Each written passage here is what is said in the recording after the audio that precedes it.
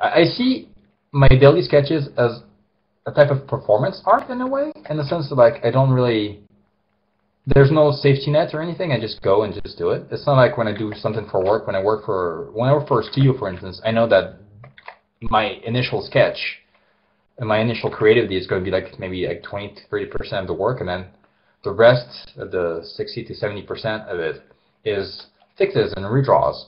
Not on my daily sketches. On my daily sketches, pretty much what I do is going to be the final. So I like to keep it fresh. If that makes any sense. I just create as I go along. Like right now, there wasn't a corner in this in the actual sketch, but now there's a corner, and it's gonna stay there, and that's fine. Doesn't matter. Actually, now that I'm thinking about it, the corner's kind of cool because you can actually show light bouncing off of it pretty easily. If you guys have any questions right now, please feel free to ask, because I once again I can't see.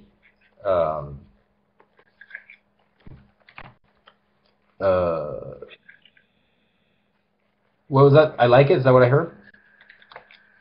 Cool.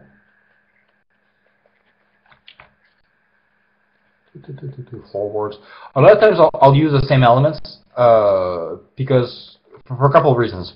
One of them is because I'm lazy sometimes and I don't want to think too hard about something else. I just want to get the image done so I can put some light, or sometimes I'm just in a hurry and I go fast. Second is because I grew up in France and we had a lot of those types of wooden parquets everywhere. That's what we call them, parquets, parquet.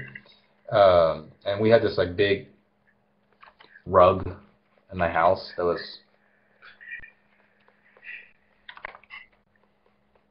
like that. It was this like kind of Afghan type of thing.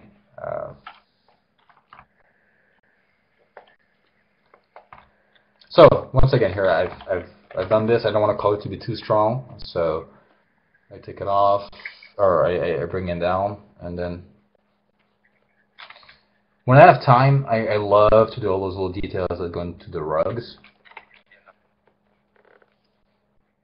And you see, my line is never really clean. It's once again when I don't feel like I'm being observed, I relax more, and my lines are actually cleaner and clearer, especially when I get into what I call the zone. Then I don't actually feel like I'm drawing. I just feel like the image is composing itself and the story is telling itself.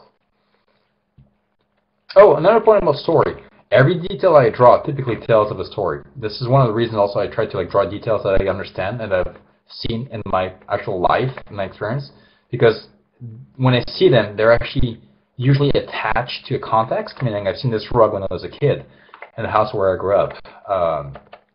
And this house was very warm. It had windows a little bit everywhere, and it was great. So typically when I draw, actually it's pretty funny. If you look at my images and you see a lot of like light streaming through the windows, you could pretty much spot this type of rug in almost all of the images, because this rug is always associated with me with like the heat of the sun.